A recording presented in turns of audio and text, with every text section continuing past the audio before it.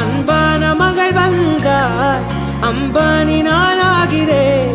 இந்த இன்ப மகாராஜ பெற்ற புது ரோஜ எலிசபெத் ராணியின் பேத்தியே.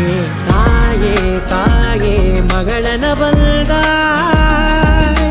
தந்தை சிந்தை நலமுற வந்தாய். நீயே லோகம் என்று ஆனாய் பெண்ணே, என்னை ஆளும் தெய்வம் நீதான் கண்ணே. பெற்றது நானா இல்லை உன் மகனே நானம்மா.